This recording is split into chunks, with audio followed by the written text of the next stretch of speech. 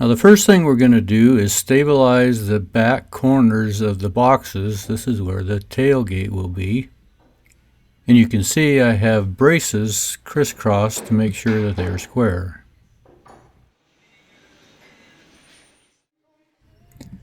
Then we made the iron that the brake handle itself will rotate on.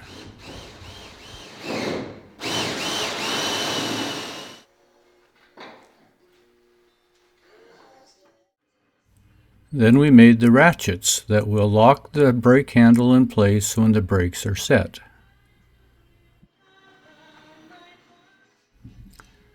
This whole brake assembly is mounted on the left side of these particular boxes.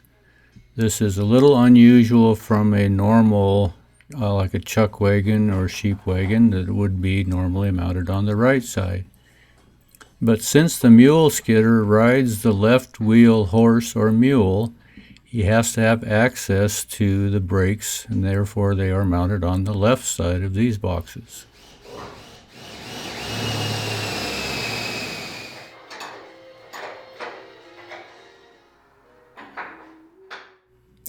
The brake handle is also unique, having a loop forged into the end so that they can fasten a rope to it and operate it from the wheel horse. The brake handle then fits inside the ratchet, and it will have the hole on the bottom that will pivot on the initial brake pivot arm, and then the 3 holes above that is where the brake rod itself will fasten to. If you watched the previous video, you know that the tires or the wheels are now finished for these wagons.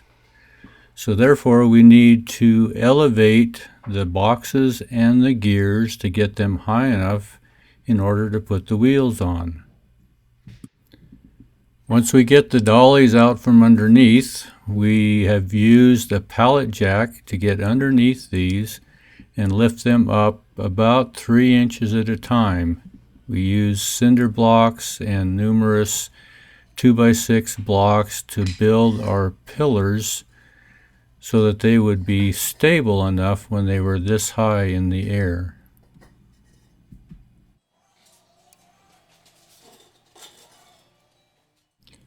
So this is what we look like when we are elevated and we're ready for the wheels.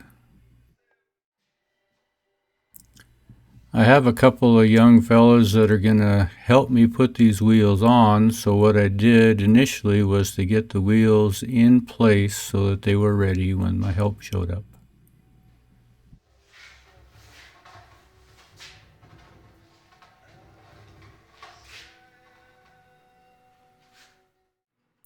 Now that we have everything in position, we're ready for Dave and Will Plowman, who showed up to help me put the wheels onto the axles. Since the pillars were directly underneath the spindles themselves, I had to move them to the inside, directly underneath the axle, to allow room to slide the wheels onto the spindles. We also have a roller that when we elevate the wheels, we're going to place it under the wheels, remove the pallet jack, and then the roller will allow us to roll the wheel sideways and position it onto the axle.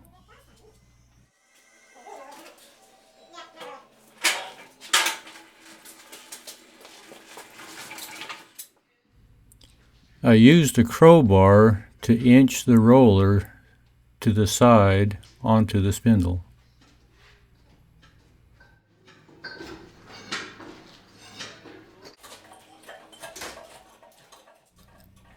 Dave and Will are real critical here in holding the wheel stable to where we don't lose control of it.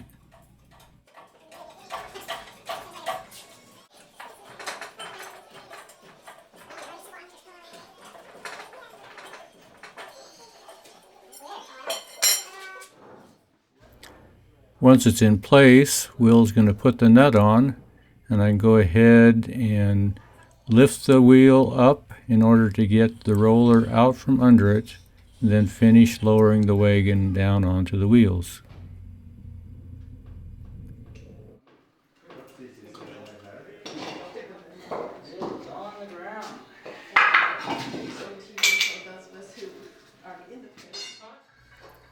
Now we're going to do the same thing for the front side.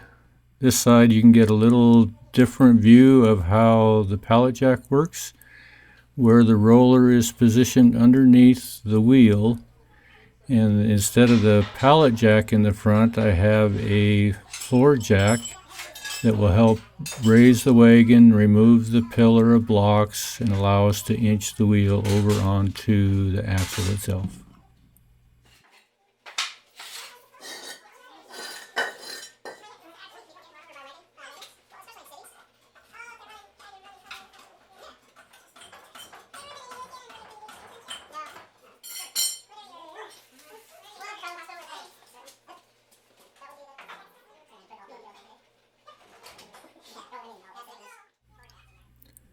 So this is what it looks like when we finally have the wheels on the box, and it finally looks like a borax wagon. And of course we have to do the second wagon the same way.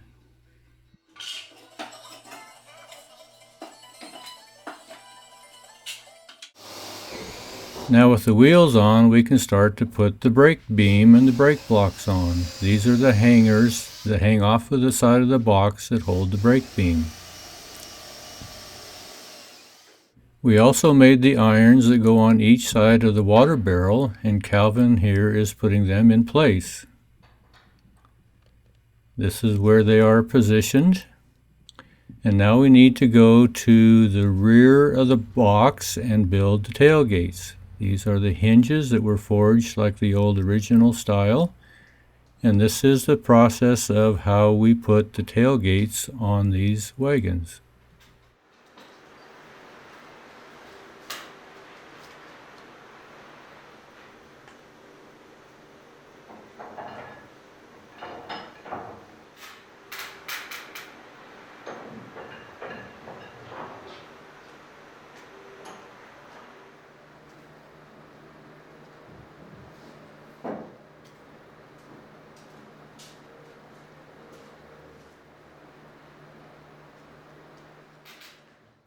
Through these pictures you can also see where the brake rod is attached to the brake handle and the brake arm.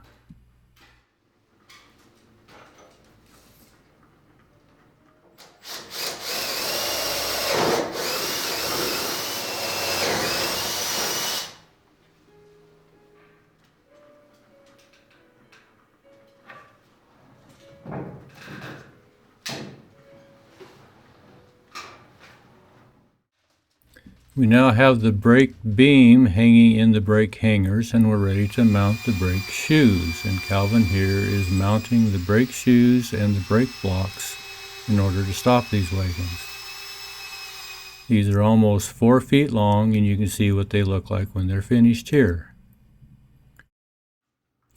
Now to hold the tailgates closed, each wagon has 2 pelican hooks, and that's what Calvin is mounting here.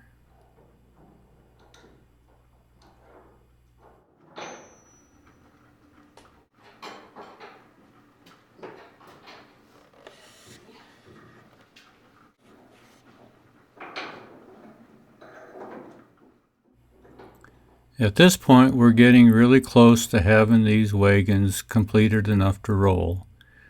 They have toolboxes on the front and the right side. We've also made the lead tongue and the second wagon's tongue. These are both accommodated to where they have a hitch for a pickup so they can be maneuvered more easily. And this is the iron on the back that will attach to the wagons. So now we get to roll them out of the shop for the first time. This is where the ball hitch will attach to the pickup. And this is the first time they've seen the light of day for 11 months.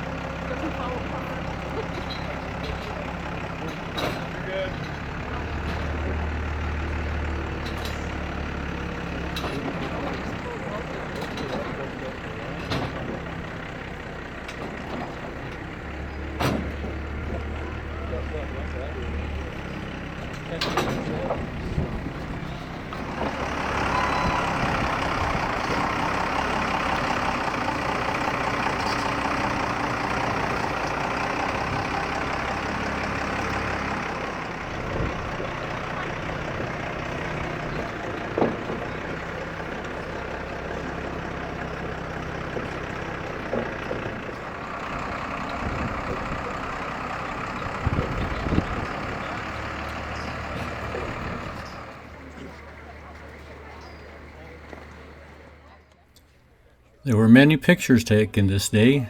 This is Calvin and his family. This is Mark Smith, who has helped through the project, Calvin and myself. Gary McCoy came up from Bishop, California to haul one wagon back. Here we are in the process of loading, and he's eager to get home. Thanks for watching.